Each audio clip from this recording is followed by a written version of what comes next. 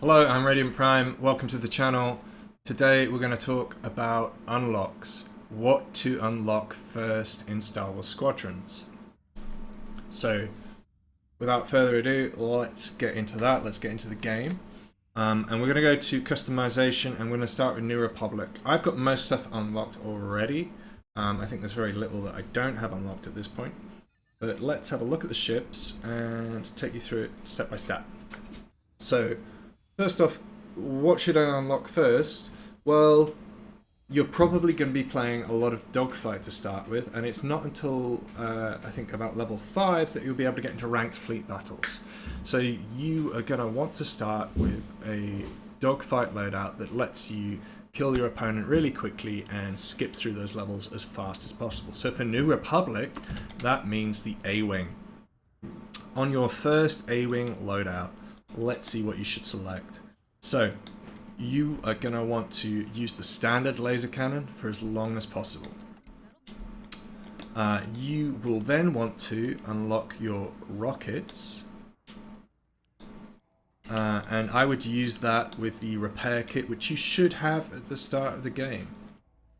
Adding rockets to your standard laser cannon means that when you want to finish off your opponent very, very quickly and do a lot of damage, you've got 40 rockets that will dumbfire straight in front of you in a big spread and let you quickly and easily hit your opponent.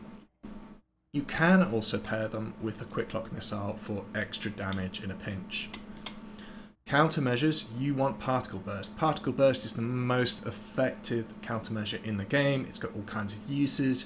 You can fire it more rapidly than most other countermeasures. It will stop rockets being fired at you. It actually fires a little bit in front of you as well as behind you. So Particle Burst for sure. In terms of hulls, keep the standard hull on your A-Wing. And then in terms of shields, for a beginner unlock, I would go for Overloaded Shield. You will regenerate much more slowly, but you'll also take a lot less incoming damage, and you will start with your shields fully charged, which is really useful. For engines, go as quickly as you can to a propulsion engine. You will be able to outmaneuver your opponents much more easily, and that is definitely the first unlocks I would go for on the New Republic side as you're just starting the game and getting into dogfights. As soon as you're then able to get into ranked fleet battles, you want to move focus and skip over to the X-Wing.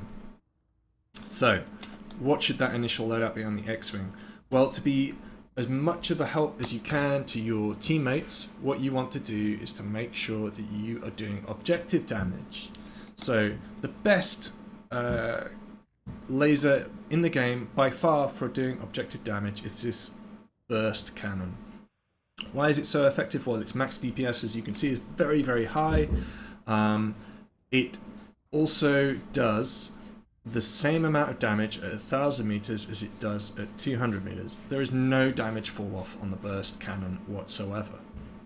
So even if you're 1,000 meters away, you're doing just as much damage to your target. It's a lot harder to aim with, but if you're only aiming at capital ships and frigates and the Raider perhaps, they're massive targets and you're not going to miss them.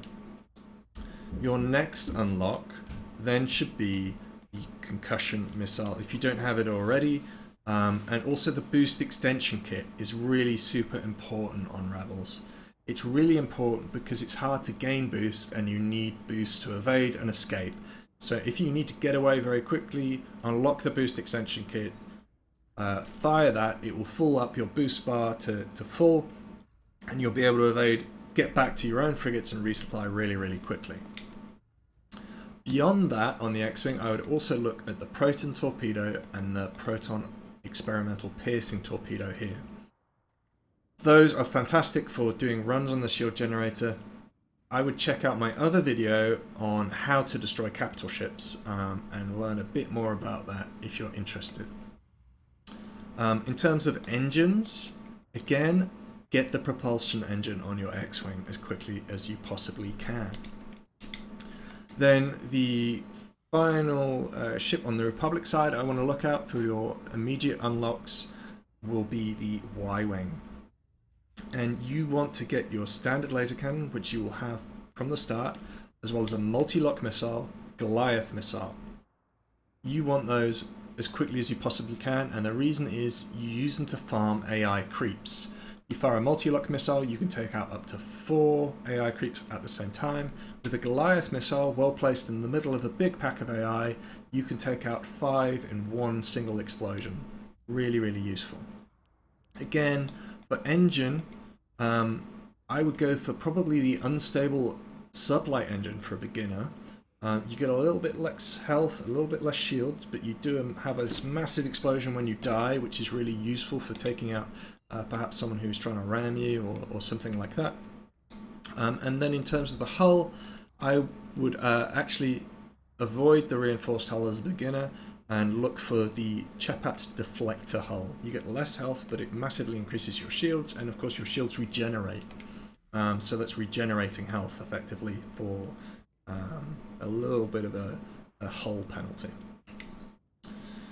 So let's switch over to the Imperial hangar, and we'll go through the same thing. So we'll start on the premise that you're low level and you are firstly doing dogfights. So the easiest ship to learn to dogfight in on the Imperial side, I would pick the Interceptor over the Defender 9 times out of 10. And on my Interceptor, the loadout that I want to work towards to unlock with my requisition points is very likely this one. I want a standard laser cannon. It does decent damage. It's got a 1,000-meter range.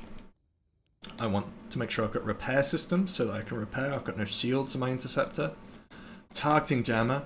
You will disappear from your opponent's targeting anytime you hit that.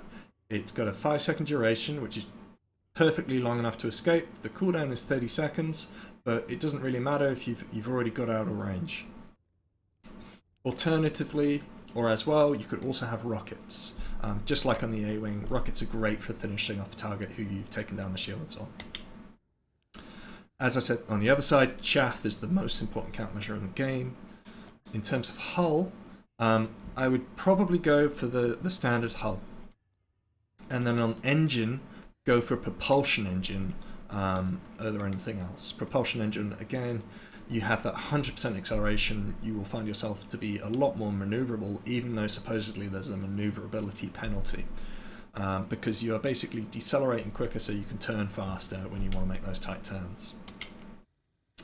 So you've got then through your dogfights and you're getting into fleet battles. What do you go for? Well, in this case, you're actually going to go for the bomber and not the TIE fighter. The reason for that is it's much better than the TIE fighter to learn to do objective damage on the Imperial side.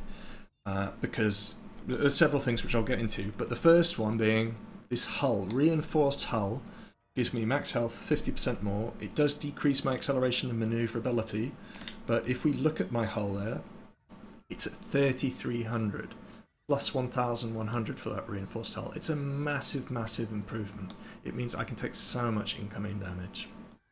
My laser cannon, I've got standard laser cannon. It doesn't affect my maneuverability at all. It still does really, really good damage. Damage 640 DPS, which is more even than the burst cannon on the X-Wing we looked at before. Though it does have damage fall off, unlike the X-Wing.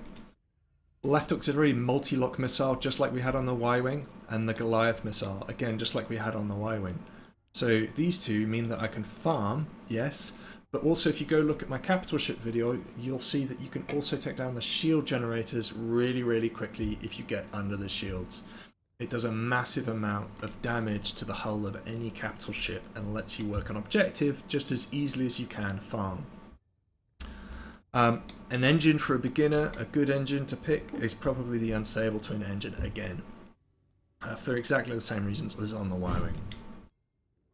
So you can then look at the TIE Fighter in very much the same way as you would unlock on the X-Wing, but just having to do the unlocks on 2 ships, the Interceptor and then the Bomber, will mean that you can unlock much more quickly and get to your desired builds on Imperial than you probably can do on New Republic. So I'd recommend just focusing on those 2.